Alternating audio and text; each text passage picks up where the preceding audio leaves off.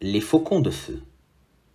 Un jour, un Milan noir et un Milan siffleur, qui se disaient souvent faibles et rachitiques bien qu'ils apparussent d'une forme olympique, discutaient ensemble de leur dernier malheur. « Si vous saviez, mon cher, chasser dans cette brousse devient de plus en plus harassant et ingrat.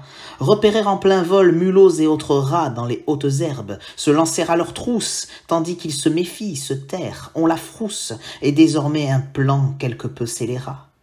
Cher confrère à plume, qui vous contredira? Cette tâche à présent est bien trop accablante et marque notre fin inexorable et lente. » Puis un faucon, dit Brun ou Bérigora, fit, posté sur une branche à 2 coudées d'ici, « Mes amis rapaces, je connais la technique !»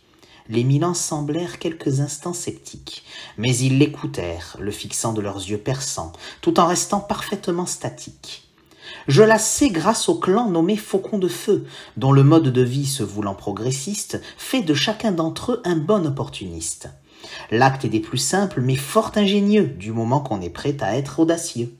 Il suffit d'emprunter chez les aborigènes des bâtons enflammés, sans éprouver de gêne, au cœur de leur foyer, puis de les transporter au-dessus des bosquets, les lâcher, répéter la manœuvre encore, jusqu'à ce que s'embrase la végétation. C'est la première phase. Une fois l'incendie bel et bien déclenché, les rongeurs et lézards qui étaient tous cachés quittent ainsi leur trou, offrant aux pyromanes que nous sommes alors une opulente manne.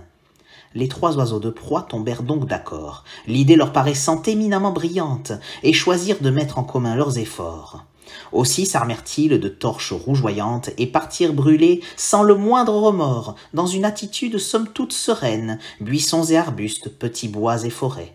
Sur des kilomètres, ce fut un grand buffet, mais de fait la méthode était-elle pérenne? Ils auraient dû avoir ce questionnement au vu des ravages sur l'environnement, avec la repousse des plantes à la traîne par calcination des délicates graines.